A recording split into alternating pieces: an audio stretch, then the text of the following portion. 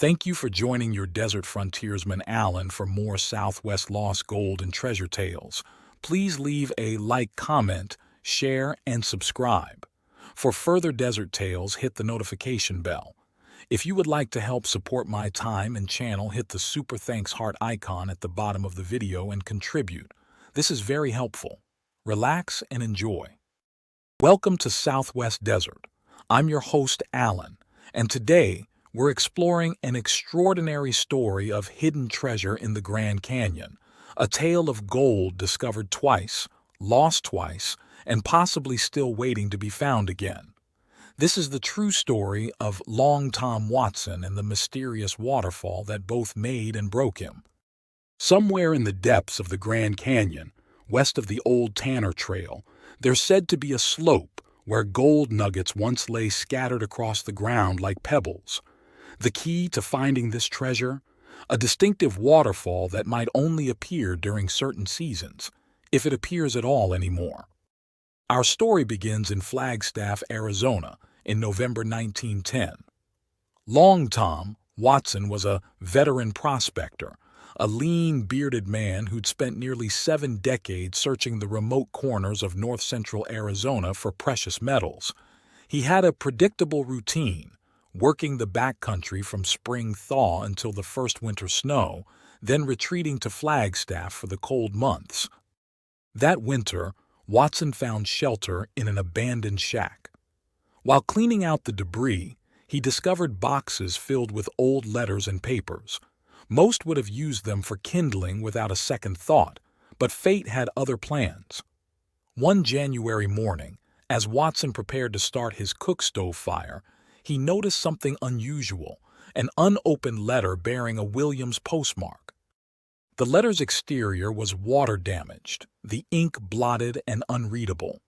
But inside, on a piece of brown wrapping paper, Watson found a crude map and an extraordinary message. It was addressed simply to "Dear Brother," and told a tale that would consume the rest of Watson's life. The letter writer explained that he was a prospector who'd been brought to Williams with gunshot wounds. He had discovered something remarkable in the Grand Canyon, a slope literally covered with gold nuggets. He'd collected an entire ore sack full before trouble found him. 2 suspicious men had been following him, and when they rode into his camp one night, he knew he had to act quickly. Making an excuse to leave camp, he took his sack of gold to a nearby 22-foot waterfall and cleverly hid it, swinging the sack through the edge of the waterfall into a small cave behind it. His reasoning was simple. If the men meant no harm, he could easily retrieve it in the morning. But when he returned to camp, he found the 2 men ransacking his belongings. In the ensuing gunfight, he managed to wound one of the intruders and drive them away, but he himself took 2 serious bullet wounds. Though he managed to reach his burrow and attempt an escape to Bright Angel Trail, he fell unconscious before reaching his goal. Forest guards found him and carried him to Williams for medical attention. Knowing his wounds were fatal, the prospector wrote to his brother, including detailed descriptions of the country around the waterfall and the crude map. He begged his brother to come quickly to Williams. But his brother had already left Arizona, and that letter sat unopened for 6 years until Watson found it. Watson wasn't one to chase wild tales without verification. He traveled to Williams and spent weeks investigating. There he found Dr. Rounceville, who remembered treating a mortally wounded prospector 6 years earlier, a man who died without revealing his name and was buried in an unmarked grave in the local boot hill. No one ever came looking for him. With the story confirmed, Watson began his search in spring 1911. He started in Havasupai Canyon, where several impressive waterfalls cascaded down the red rocks. The map had no cardinal points marked on it, just a line indicating the bottom of a canyon with various side canyons branching off. The waterfall and gold-rich slope were drawn out of proportion to the rest of the sketch. The Havasupai Indians showed friendly interest in the solitary prospector, which forced Watson to be creative, searching behind waterfalls only when he knew he was alone. As months passed without success, he began to suspect he was searching in the wrong location entirely.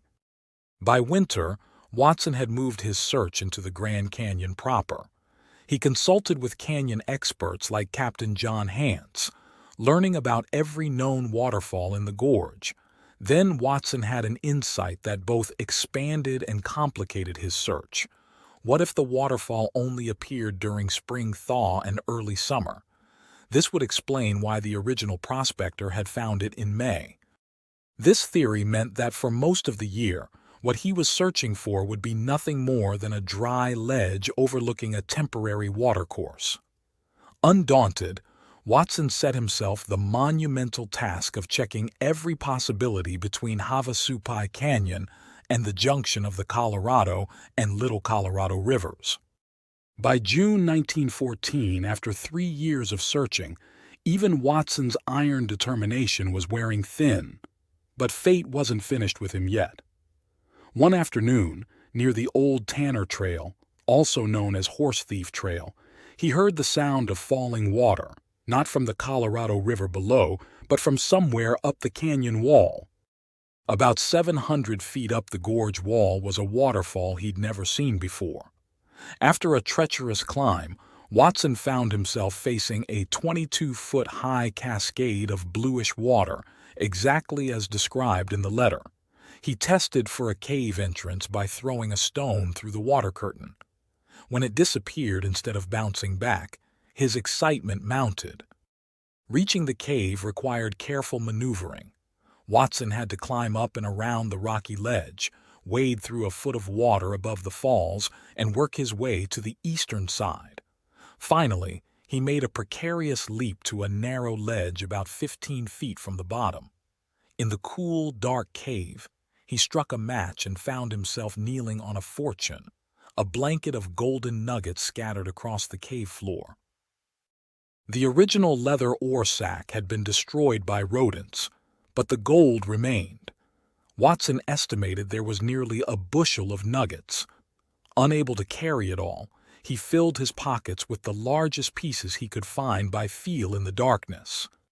Then came the moment that would haunt Watson for the rest of his life. As he prepared to leave, he slipped on the wet ledge and plunged through the waterfall. When he regained consciousness, he was lying in a small pool at the bottom, his left leg broken below the knee and his body battered. Through sheer determination, Watson managed to crawl to his horse, fashion a splint from cedar wood, and make the agonizing journey to the Martin Buglin Ranch on the South Rim. After 4 months in the Flagstaff Hospital fighting gangrene, Watson was able to walk again.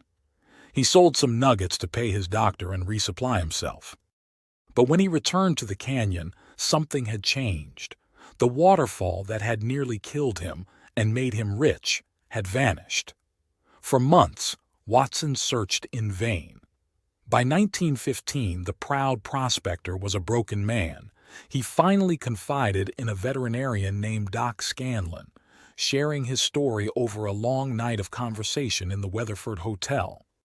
Scanlon agreed to help search, and the two men spent months combing the area west of Tanner Trail. Scanlon later theorized that the waterfall might only appear during years of unusually heavy snowfall, or perhaps a landslide had permanently diverted its course. Unable to bear his failure any longer, Watson rode out along the old Flagstaff Grand Canyon Stage Road one night and made camp among the cedars of Deadman Flat. There, with his back against a tree and his .30-30 carbine in his hands, Long Tom Watson ended his search forever. When Scanlon found him 2 days later, there were 4 thumb-sized gold nuggets in Watson's pocket, worn smooth from constant carrying, the last tangible proof of his incredible discovery. Scanlon had an interesting theory about why Watson could never relocate the waterfall. He believed that prospectors, spending most of their lives alone in the wilderness, filled their minds with countless mental pictures of the landscape. When something momentous happened, like finding a fortune in gold, all those images could blur together, making it impossible to separate the true location from the thousands of similar scenes stored in their memory.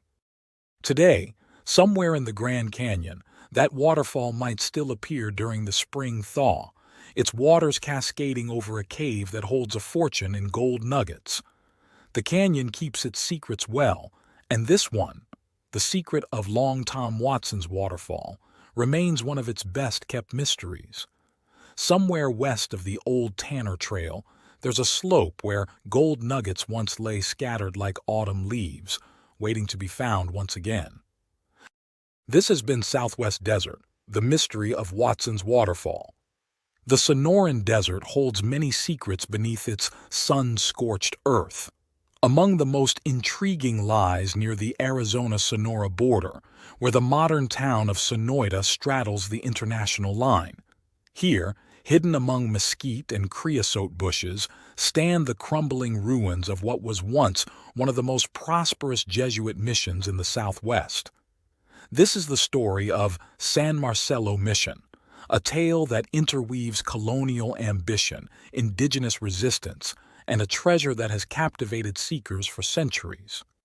The story begins at the turn of the 17th century in 1699, when the legendary Father Eusebio Francisco Kino established a new mission in this unforgiving corner of the Sonoran Desert.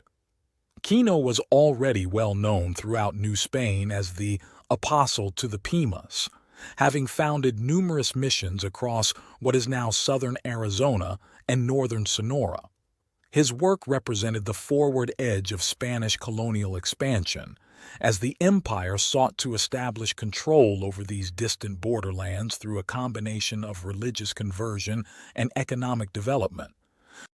The location for San Marcelo was chosen with careful consideration. The site offered several crucial advantages. A reliable spring provided year-round water, the surrounding valley contained fertile soil for agriculture, and most importantly, though unknown at the time, the nearby mountains held rich veins of gold and silver. While Kino himself showed little interest in mining, focusing instead on agricultural development and religious conversion, those who followed him would transform San Marcelo into one of the wealthiest missions in all of Pimeria Alta. The mission's wealth flowed from three main sources. First came agriculture, with fields of wheat and corn stretching along the banks of the small stream that flowed from the spring. Next was livestock. Cattle, sheep, and horses grazed on the surrounding grasslands, tended by indigenous vaqueros. But it was the third source of wealth that would prove both the mission's greatest asset and ultimately its downfall: gold mining. Rich deposits had been discovered both north and south of what would eventually become the international border. Some of the richest veins were reportedly located near a distinctive black Sugarloaf Mountain east of Gunsight Well, while others lay scattered across the plains east of Table Mountain. The mining operations were sophisticated for their time, employing traditional Spanish mining techniques that had been perfected over centuries in both Spain and Mexico. The mines themselves were a marvel of engineering for their era. At the heart of this operation sat the mission's Padre Superior, whose name has been lost to history but whose description survives in contemporary accounts. He was an elderly, corpulent figure who spent his days reading his breviary or dozing in the shade of the mission's grape arbors. Under his leadership, San Marcelo had become one of the most profitable missions in the entire region, its wealth rivaling that of much larger establishments closer to Mexico City. But beneath this prosperous facade lay a system of brutal labor exploitation that would ultimately lead to the mission's downfall. The local Papago and Pima peoples bore the full weight of the mission's operations. Resentment grew among the indigenous workers, their dissatisfaction spreading throughout the region known as Pimeria Alta. In hidden gatherings and whispered conversations, they kept alive their traditional beliefs and customs, even as they outwardly conformed to Spanish Catholic practices. The priests, focused on their mission's material success, remained largely blind to the growing tensions beneath the surface. The breaking point came on November 21, 1751. Led by a charismatic leader known as Luis of Sarek, the Pima and Papago peoples launched a coordinated revolt that would reshape the region's history. The uprising was carefully planned and executed with devastating efficiency. At San Marcelo, the elderly padre and two visiting priests met a violent end, their bodies reportedly thrown into an underground treasure vault, a vault whose location remains unknown to this day.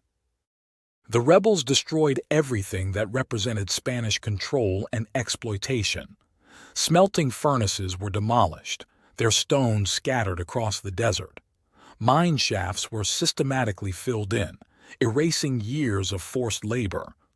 The mission buildings themselves were put to the torch, their thick adobe walls cracking and crumbling in the intense heat. Similar scenes played out across the region, with more than 100 Spanish colonists reportedly killed. The missions at Bac and Gavavi suffered the same fate, plundered and abandoned to the desert winds.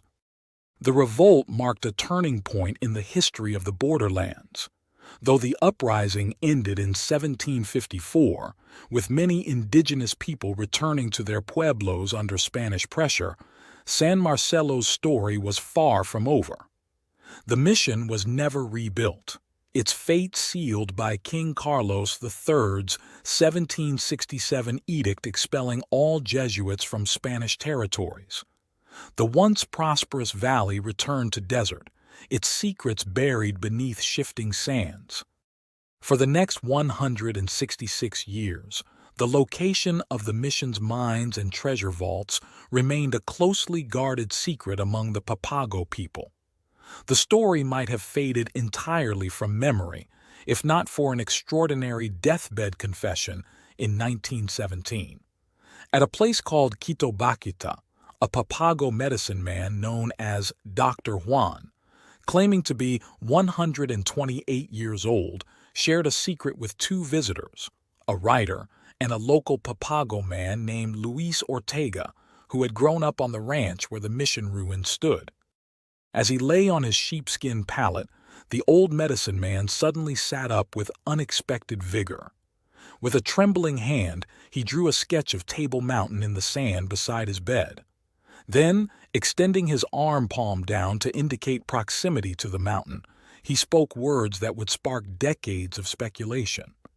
Right over there in the arroyo is the Padre mine. Look for it. It is very rich. The story might have ended there, filed away as just another tale of lost treasure in a region full of such legends.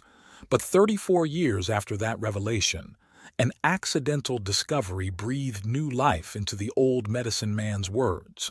A young deer hunter from the Valley of the Sun, taking a shortcut across the desert east of Table Mountain, stumbled upon something remarkable in a mesquite-filled wash. There, partially buried in the sand and overgrown with vegetation, lay the caved-in workings of an old mine. The size of the tailings piles suggested extensive operations, but it was the elaborate mining machinery scattered around the site that truly set this discovery apart. The equipment was unlike anything typically found in the American Southwest, representing the height of 18th-century Spanish mining technology.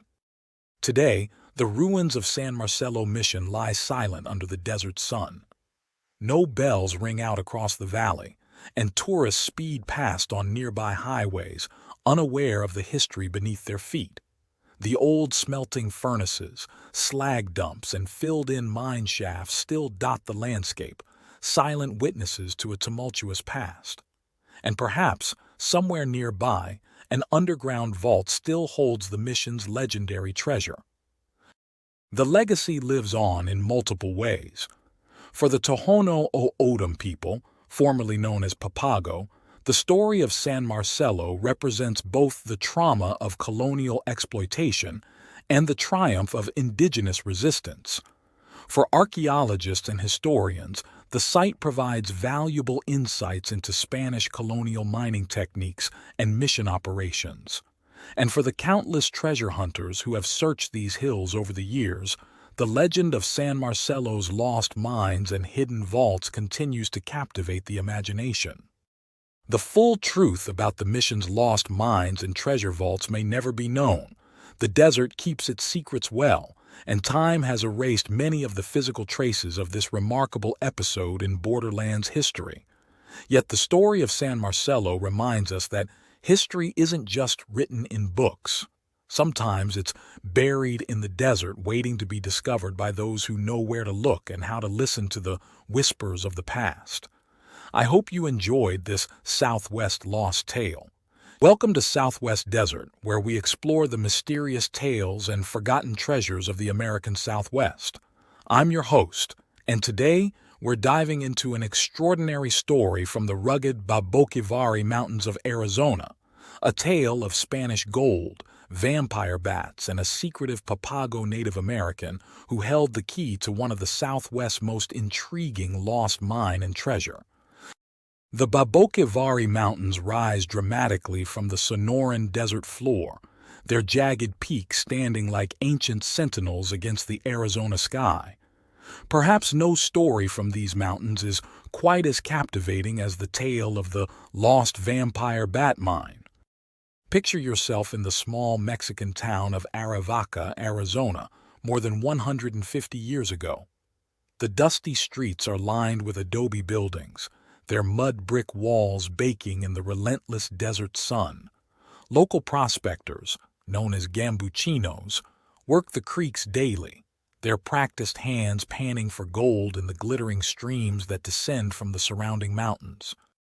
But our story centers around a peculiar figure who regularly appeared at the local trading post, an elderly Papago Indian who would ride into town on his pinto horse. The old man's appearance was always met with curious glances, for he carried something that would catch any prospector's eye: pure gold nuggets.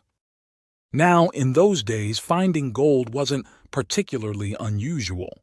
The gambuchinos were regularly pulling an ounce or more of gold per day from Arivaca Creek.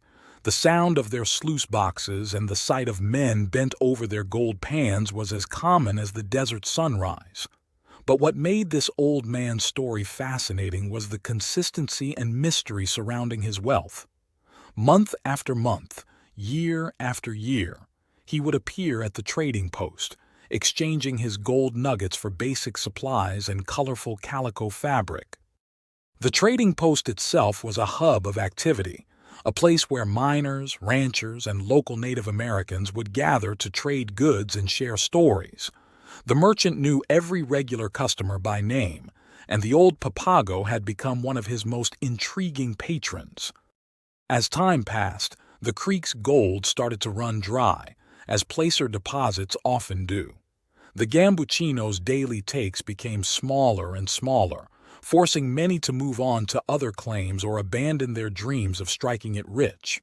Yet our mysterious Papago continued to arrive with his golden bounty, seemingly immune to the economic hardships that plagued other prospectors. This is where the intrigue began to build. The local prospectors, their own fortunes dwindling, couldn't help but notice that this Native American never seemed to work a mine. He lived a leisurely life, never missing a fiesta at the old pueblo of Tucson, always flush with money to spend. His family wanted for nothing, yet no one could figure out where his wealth came from. The mystery deepened when stories began circulating about the area's history.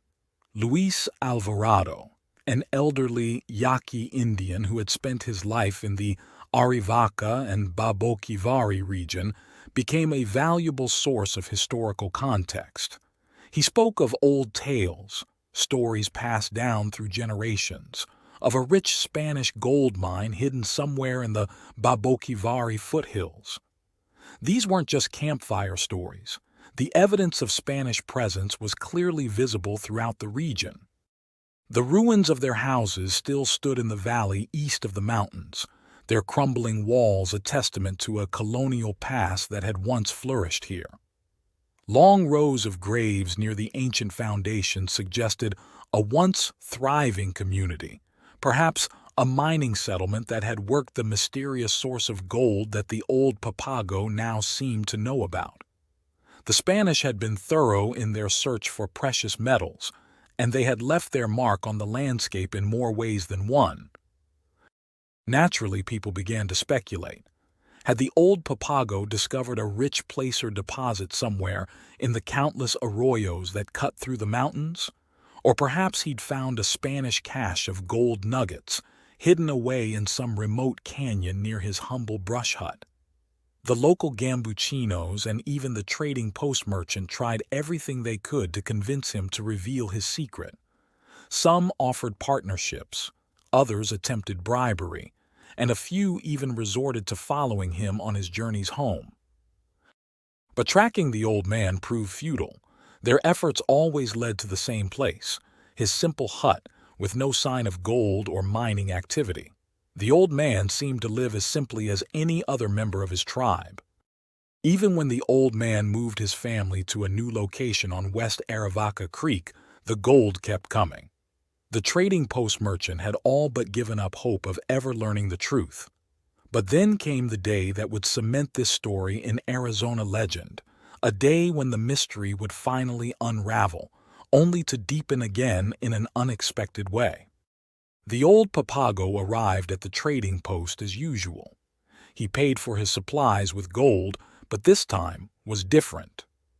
There was something in his manner, a gravity that suggested more than just another trading visit. "I am an old man," he told the merchant, his voice carrying the weight of years, "and I will not be able to make use of them much longer." What followed was an extraordinary tale that began years earlier with a wounded deer and a chance discovery. The Native American described how he had been tracking the injured animal across the eastern slopes of the Baboquivari Mountains. He had stopped to rest atop a long ridge extending northeast from the peak, catching his breath in the thin mountain air.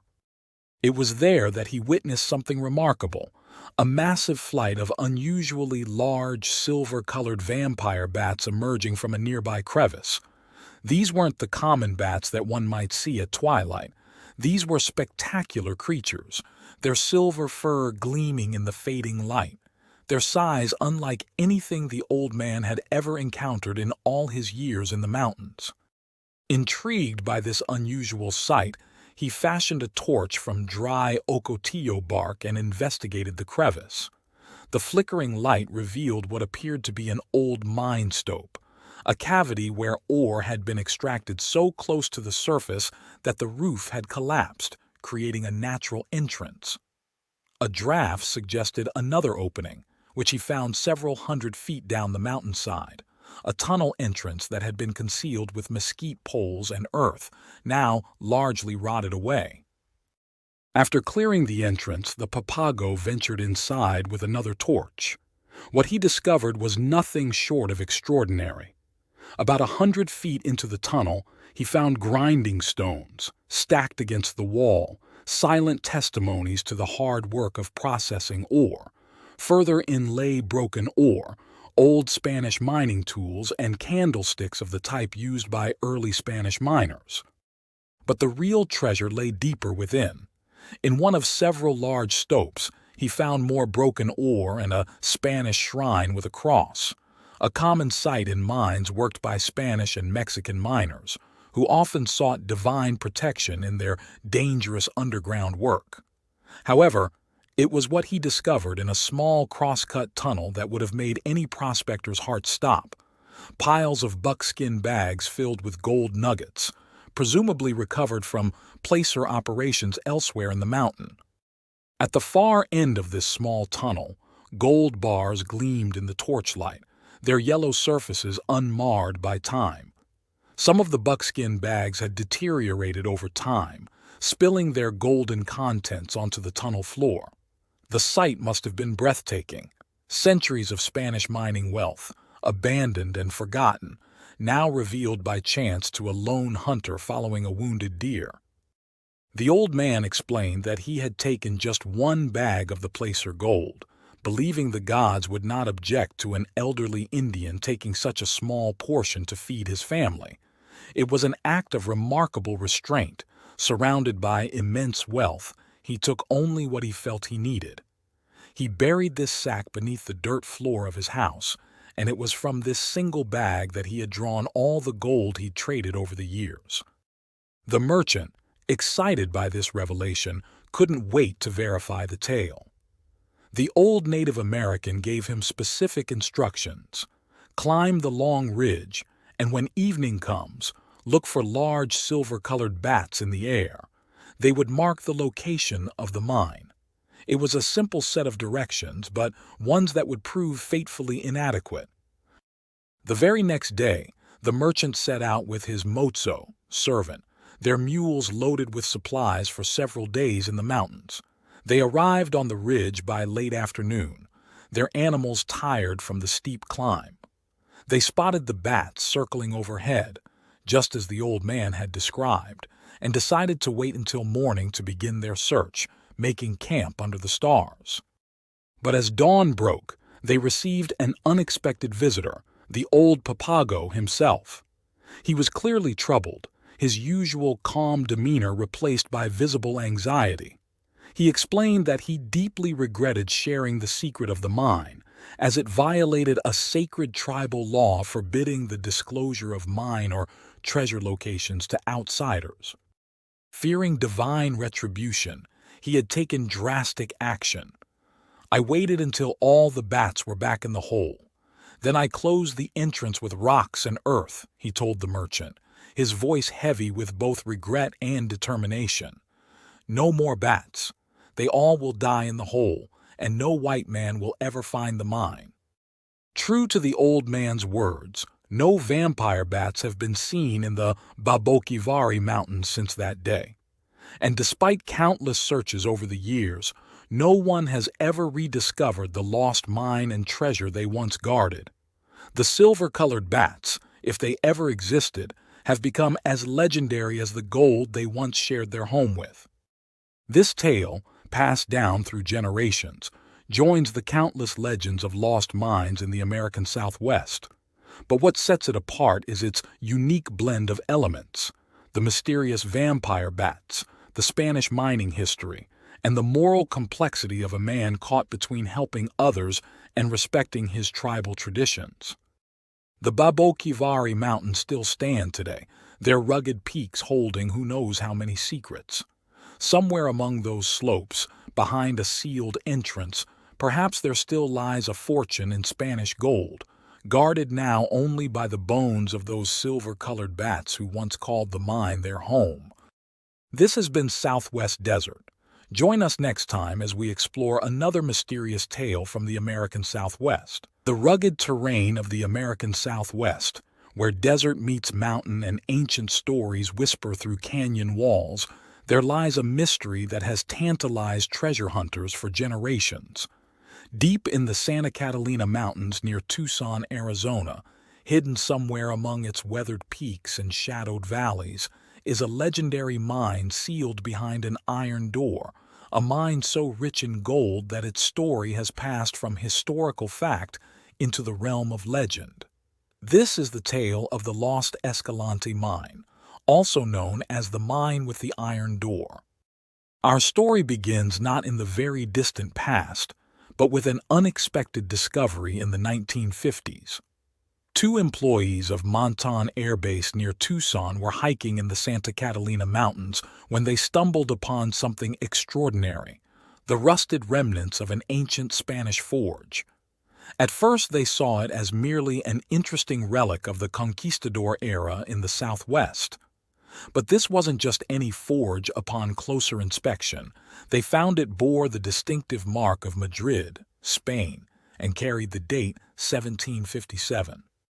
These men, more familiar with modern machinery than mining history, knew nothing of the lost Escalante mine, made famous by Harold Bell Wright in his novel The Mine with the Iron Door.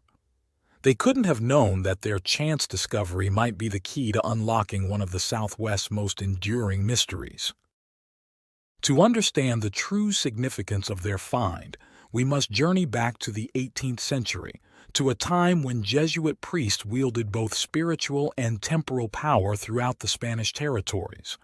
Among these men of the cloth was Father Silvestre Vélez de Escalante, a figure whose name would become inextricably linked with one of the Southwest's greatest lost treasures.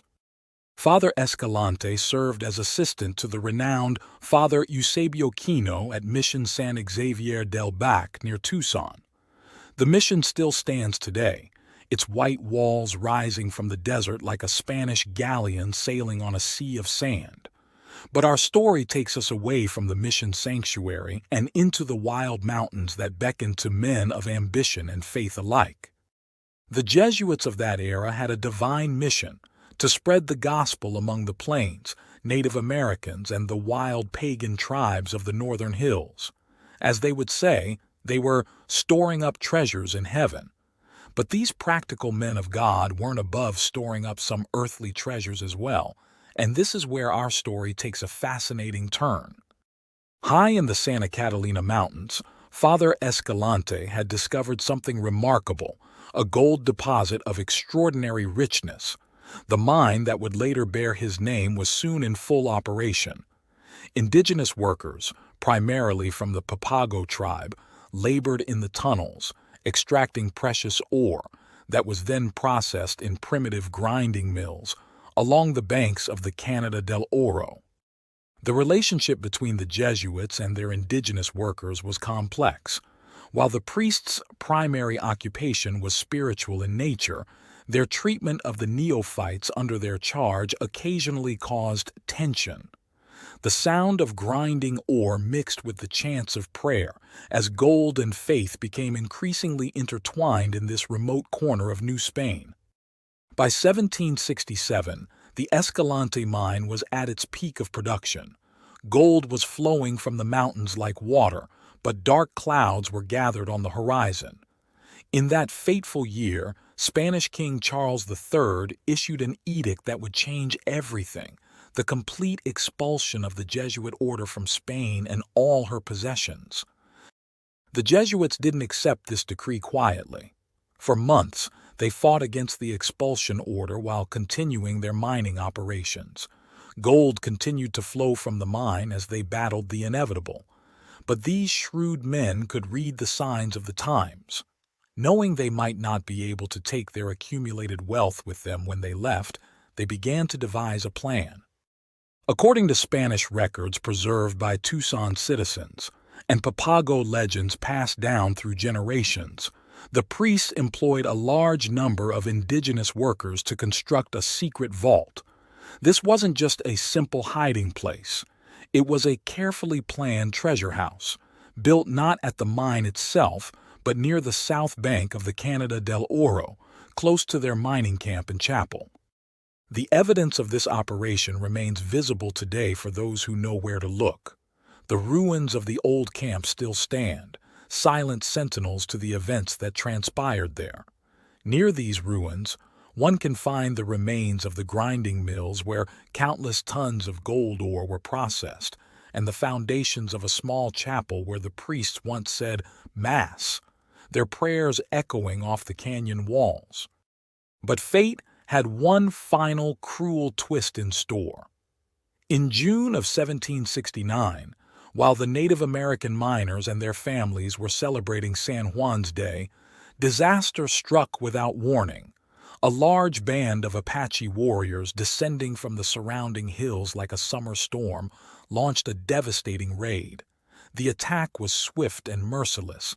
Many Papago were killed, the mission was nearly destroyed, and the careful organization of the mining operation was shattered in a single day of violence.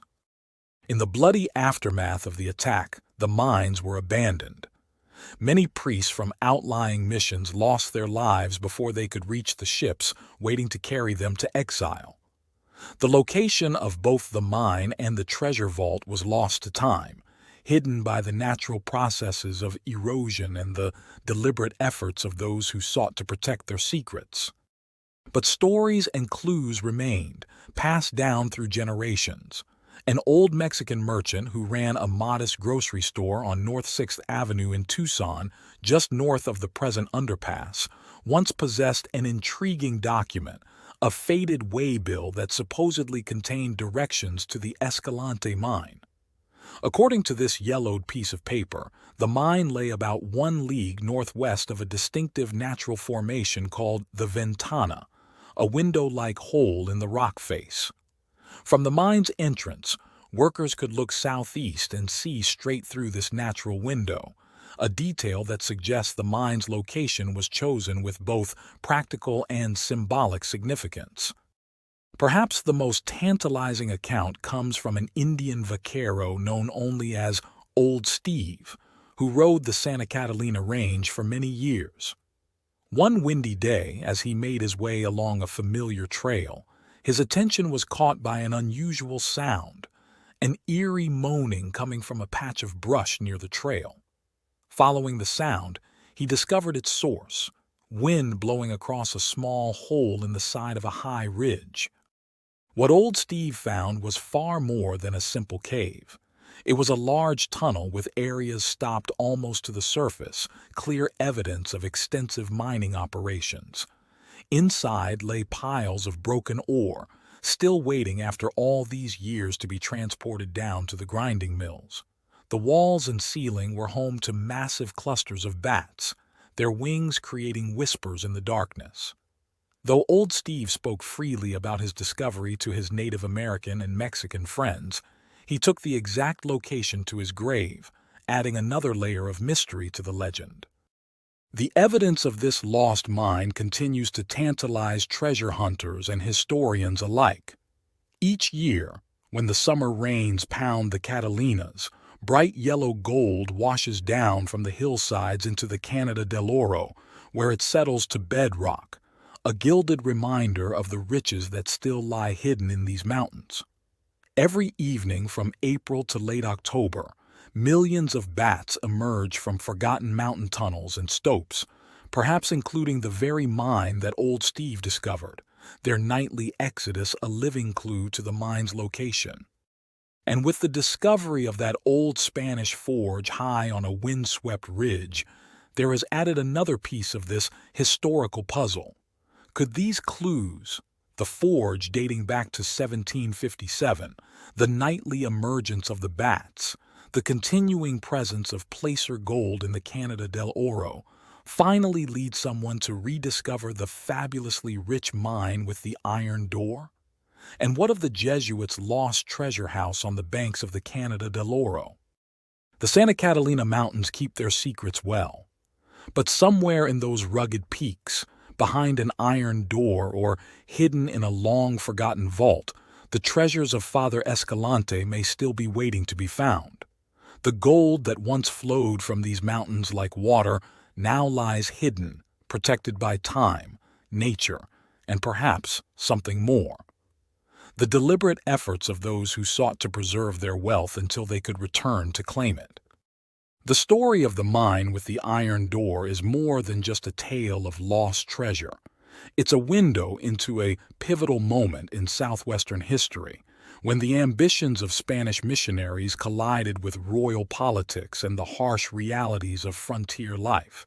It's a story of the complex relationships between European settlers and indigenous peoples, of trust and betrayal, of wealth both spiritual and material. As the sun sets over the Santa Catalinas, casting long shadows across the Canada del Oro, one can't help but wonder, will someone someday stumble upon that iron door or find that hidden vault of Jesuit gold? Or will the mountains keep their secrets forever, letting only tiny grains of gold wash down with each summer rain, teasing us with possibilities of what lies hidden in those rocky heights? I hope you enjoyed this lost treasure tale. Welcome to Southwest Desert. Today we're exploring a captivating tale from Arizona's territorial days, a story that weaves together the fates of Pima Indian guides, eastern bear hunters, mysterious prospectors, and soldiers from Fort McDowell. At its heart lies a gold deposit so rich it sparked decades of searching, yet remains hidden to this day in the rugged terrain between Mount Ord and the Superstition Mountains. Our story's first thread begins on the Sacaton Reservation in Arizona. Even today, there are elderly Pima tribal members who remember the stories passed down about an extraordinary discovery made by their predecessors. It was during a time when the West was still wild and Eastern adventurers would frequently journey out to Arizona seeking the thrill of big game hunting in territories largely unknown to them.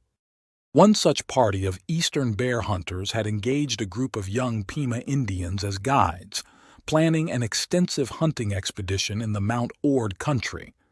Mount Ord lies approximately 50 miles northeast of Phoenix, a region known for its challenging terrain and abundant wildlife. The eastern hunters, being unfamiliar with the harsh Arizona wilderness, relied heavily on the expertise of their Native American guides to establish their base camp.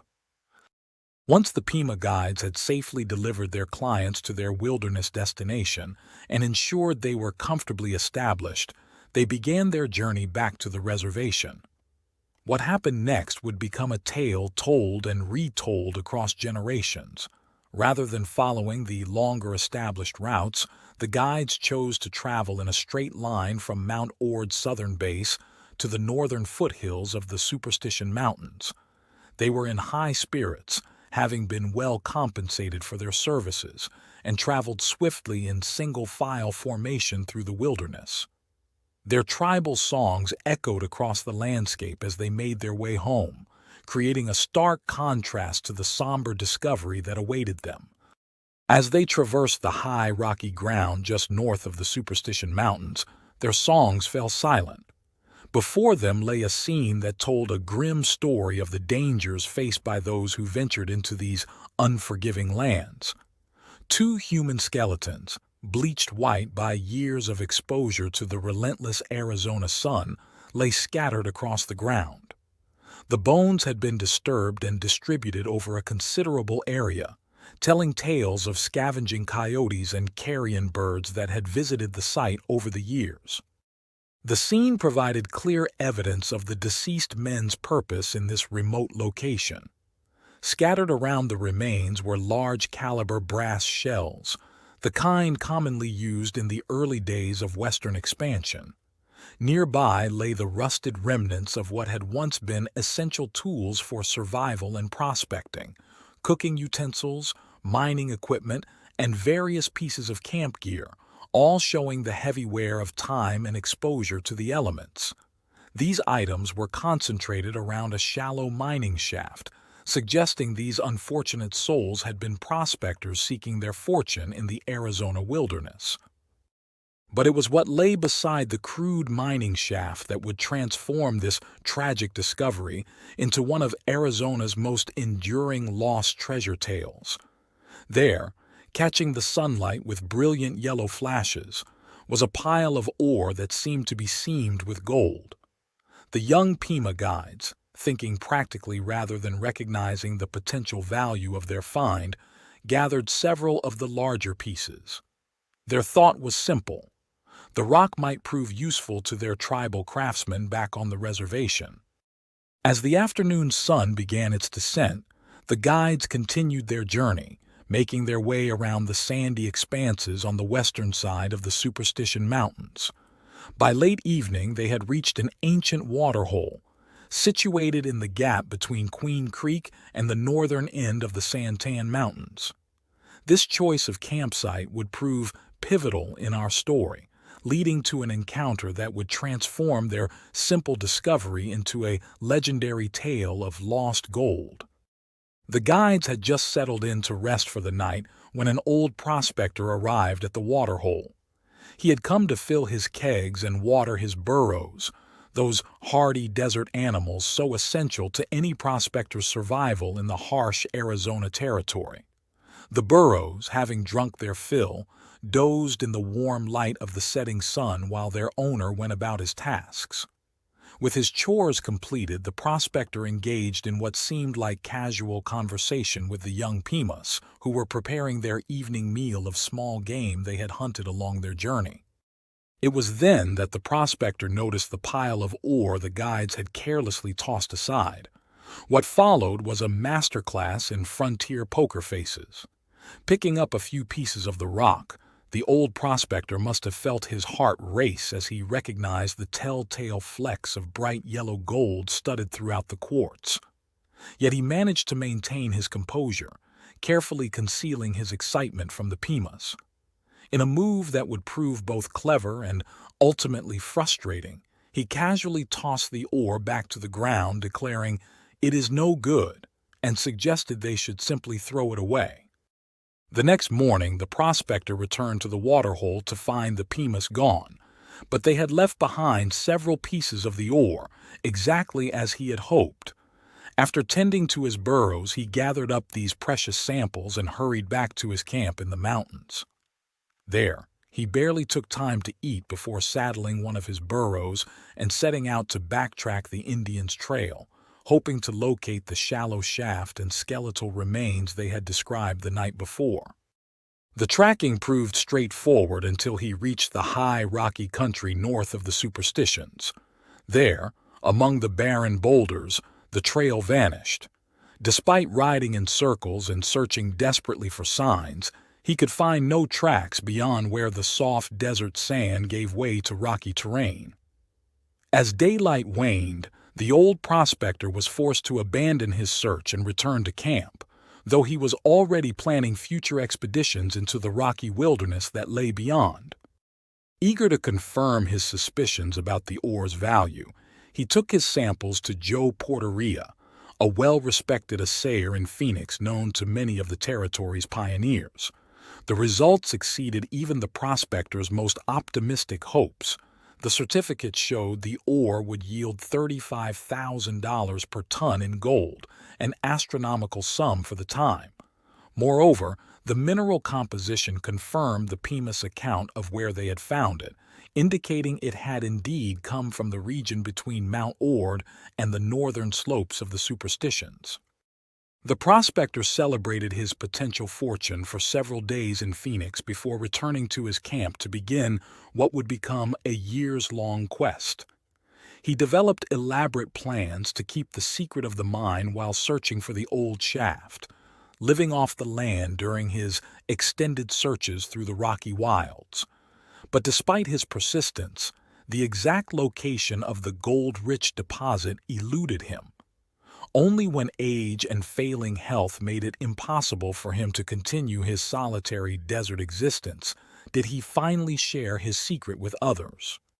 Several treasure hunters took up the search where the old prospector left off, but they too failed to locate the site. The once hopeful prospector spent his final years as a fixture in Phoenix saloons and gambling houses, earning drinks and meals by showing off his small pieces of gold-studded quartz and sharing his tale with newcomers to the frontier town. Historians would later note that his search might have been more successful had he better understood Native American travel patterns. The Pimas, whether on foot or horseback, typically traveled in straight lines. By simply drawing a straight line on a map from the northern end of the Superstitions to the southern slopes of Mount Ord and searching along both sides, he might have located the lost ledge. But what of the two skeletons that started this tale? A separate historical account from Fort McDowell may provide the answer. During the time when U.S. soldiers were stationed at this Apache country outpost north of Phoenix, two soldiers crossed the Verde River east of the fort on a deer hunting expedition. They returned that evening not with venison, but laden with rich gold ore, white milky quartz generously flecked with free gold. They sold their discovery in Phoenix for $1,400, a substantial sum that proved the exceptional quality of their find. These same soldiers reportedly made subsequent attempts to relocate the white ledge they had discovered while trailing a wounded deer, but like so many others in this tale, they couldn't find their way back to the exact location. After their discharge from the Army, historical records suggest they returned to the area to resume their search. The evidence strongly suggests that the skeletons discovered by the young Pima guides were these same soldiers, who may have successfully relocated their gold deposit only to fall victim to Apache renegades. These native warriors were known to hide in the caves of the Superstition Mountains long after Geronimo and his band had been confined to reservations.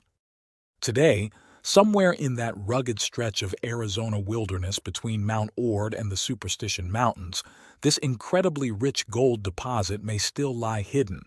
The existence of two independent accounts describing extraordinarily rich gold ore in this region, first discovered by the soldiers and later by the Pima guides, suggests this isn't merely another tall tale of lost treasure, but perhaps one of Arizona's authentic hidden fortunes, still waiting to be rediscovered by some fortunate explorer who can unravel the geographic puzzle left behind by history.